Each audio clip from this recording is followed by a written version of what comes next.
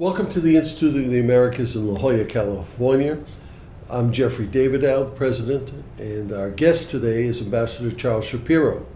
Ambassador Shapiro is currently serving as the senior advisor to the Secretary of State on Western Hemisphere economic initiatives.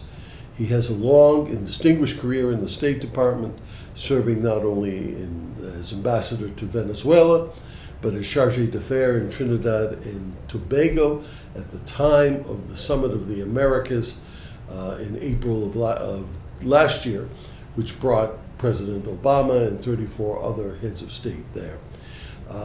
Charles, welcome. Thanks, Jeff. It's a pleasure to be here. You know, we get focused on, the daily events in Latin America and what Chavez is up to and what Uribe is up to and all of that. But I've heard you talk, and you're very eloquent in mentioning that the problems of Latin America really go beyond the daily crises and problems that we see. What's the biggest problem facing Latin America? The biggest problem facing Latin America is poverty. Across Latin America, from Mexico to Argentina, from Jamaica to Chile, the biggest threat in Latin America, the biggest issue is poverty. Persistent poverty with people who spend their lives in the informal economy of their nations as subsistence farmers. The poor have always been with us. You bet, and that's part of the problem. It's the poor who don't see any future in the political system and the economic system as it is now, who will vote for candidates who make great promises. And it's the poor who are involved in criminal activity, making money, narcotics trafficking. It's the poor who are migrating to the United States. And at the bottom, it's the poor who we, working together with our Latin American colleagues, all of us pulling together, have got to work to move them out of poverty and from the informal economy into the formal economies of their nations. Realistically, what can we do? Well, when I say we, I mean the United States. What's our role in this? Well, first of all, let's be clear. I mean, the problems of Peru or Brazil are going to be solved by Peruvians and Brazilians, not by the United States. I mean, so let's lay that on the table to begin with. But what we can do is work with our colleagues to try to set up the conditions so that economic growth is more broadly felt throughout economies. And it's not just the people who are doing well doing better. Obviously, that's okay. But we also want the people who are excluded to do better. We've got a conference next week in San Jose, Costa Rica, of a grouping called Pathways to Prosperity. It's 14 countries with which the United States has trade agreements, plus some other countries as observers. And what we're talking about there, Secretary Clinton will attend that meeting. What we're going to talk about there are concrete, practical measures to help small and medium-sized businesses do better. Concrete, practical measures so that people who are excluded from the national economy of their nations are incorporated into that. Are there countries in Latin America who have found some keys to success? What are some of the best practices that we have seen in Latin America that bring people out of poverty? And are people moving out of poverty in Latin America? You bet.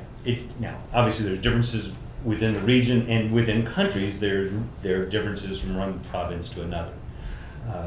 Brazil, Chile, Peru, Colombia, Uruguay, Panama, Trinidad and Tobago, Costa Rica, Mexico are doing well. Mexico, and I was just reading this morning, should have 4% economic growth next year. And their economy is so closely tied to ours that their ability to grow is very closely linked to our ability to get our economy moving again. But these are countries which have reduced the percentage of the population living in poverty, and which are busy working to end social exclusion of racial minorities, exclusion of people who are in rural areas, and to incorporate them into the formal economies of their nations. Chile is often pointed to as the prime example of a country that has done all of the right things, or at least a lot of the right things. Is the Chilean model replicable in other countries of Latin America? Well, obviously that's for each country to decide for itself, but I think that a number of things that Chile is doing, in fact, should be replicable in other countries, and in fact you'll see Peru actively copying a number of things that Chile's done, opening their economy to the world. But linking that with good social policy, good economic policy with good social policy. So they've got a program called Chile Solidario that's actually focusing on the poorest segments of the Chilean population and working with them to incorporate them into the national economy. How important is education in this matrix? Education is key, whether you're talking about the United States or you're talking about Chile or you're talking about Brazil. I mean, if you want people to move ahead, education is one of the keys to social mobility. There's a crisis in education throughout the hemisphere, where public schools are not responding well, they're not educating kids to enter that economy. And that's a gigantic task that nations are grappling with, and are going to have to continue to grapple with. What's the nexus, the connection between poverty and what we see happening in various Latin American countries in which autocratic, populist leaders are brought to power with very little concern about maintaining the institutions of government? Does poverty play into that? Oh, you bet. And that's a great question. I think voters everywhere, whether they're in San Diego or they're in Sao Paulo, voters at the moment that they go to the polls to deposit their ballots in the ballot boxes make the decision: am I going to be better off with candidate A or candidate B? And voters who don't feel that their economy holds hope for them, hope that their lives are going to be better, hope that their children are going to get educated, hope that their children's lives will be better than their own, are much, much more likely, regardless of what country they're in, much more likely to vote for candidates who make promises of quick and easy solutions to what are really very difficult and in some cases intractable problems.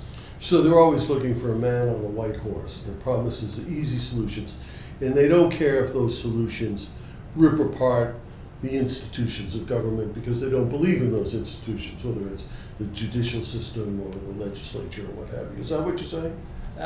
Listen, Hillary Clinton, the Secretary of State, says that democracy must deliver the benefits of good government to our citizens. That's the key. And the way you described it is exactly right. You've got voters who feel that the system as it currently exists is not working for them. And so if they got to make a decision between a candidate who they think is going to improve their lives, their own lives, perhaps at the cost of governmental institutions working independently and those sorts of things, they're going to vote for those people who they think are going to improve their lives. Let me change the topic. For a period of time during your career, you were very much in charge of Cuba policy in the State Department. What's happened in that country? Have we seen any changes? Are there likely to be changes in U.S. policy over the next few years?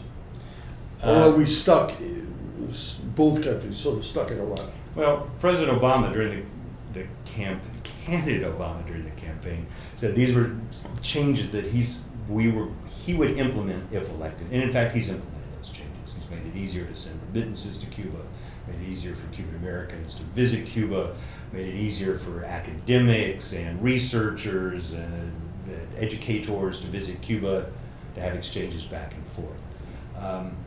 But as he says, the Cubans have not responded. They haven't responded. Now, we had a delegation in Havana last week. We resumed migration talks, and we met with the Cubans to talk about, we're neighboring countries, and we've got issues that neighbors have, including migration, and we talked about that, and we've got that back on track again. But in fact, there's been very, very little change by the government in Cuba. And in fact, a year ago, a number of individuals within the Cuban government who academics pointed to as being more pragmatic and the people who might be the hope for change within Cuba were removed from office and replaced with people who were very much hardline. Well, look, thank you for that. So we haven't really seen the kinds of changes in Cuba that will allow us to make the steps that perhaps we should or would like to make. Thank you, Ambassador Shapiro. Thank you for coming here to the Institute of the Americas in La Jolla. Thank you all. Thanks.